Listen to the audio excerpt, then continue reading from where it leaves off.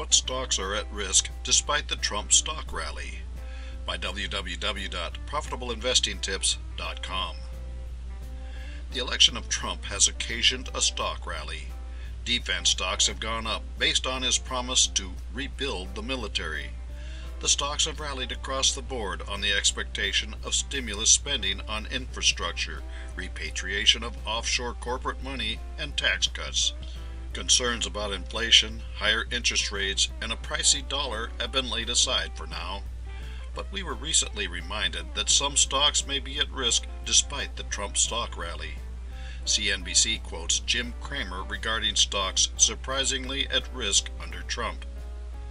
While the market continued to roar higher on Tuesday, Jim Cramer couldn't ignore the cracks starting to appear in the Trump rally, especially for defense stocks.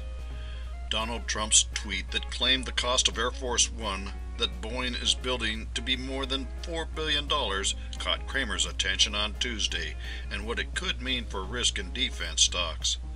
While the $4 billion figure was unconfirmed, the real issue for Cramer was suasion, or what President Theodore Roosevelt called bully pulpit.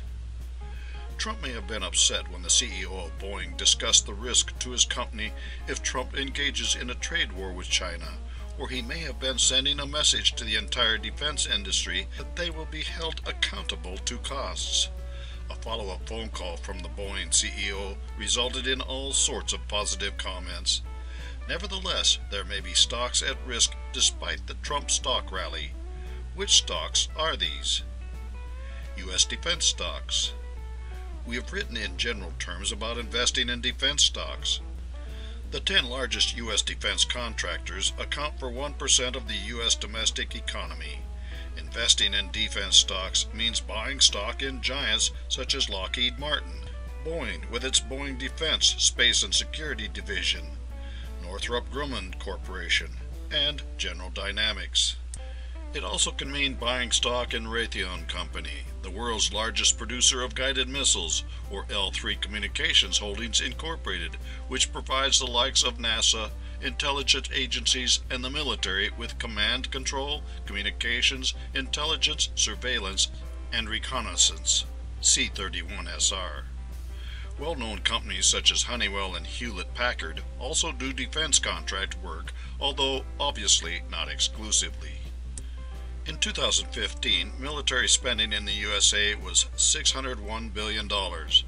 This was about 55% of all federal discretionary spending. Business Insider looked at a breakdown of how the U.S. military spends its billions. In 2015, the U.S. will have a declared military and defense budget of $601 billion, which is more than the next 7 highest spending countries combined. The vast majority of the $601 billion will be funneled towards the military's base budget, which includes funding for the procurement of military equipment and the daily operations costs of U.S. bases. Out of $600 billion, $63.5 billion went to research and development, and $90.4 billion went to procurement.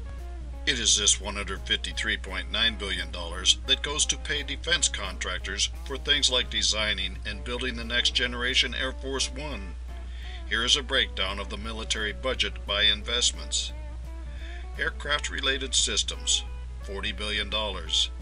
Shipbuilding and maritime systems, $22 billion. Missiles, munitions, and missile defense, $17.2 billion. C-41 systems, $6.6 billion. Space systems, $5.2 billion. If Trump is able to go through with an upgrade of the U.S. military, expect these numbers to go up along with profits for defense contractors. But if Trump picks at the pricing, defense contractor profits and stock prices may be at risk. For more insights and useful information about investments and investing, visit www.profitableinvestingtips.com.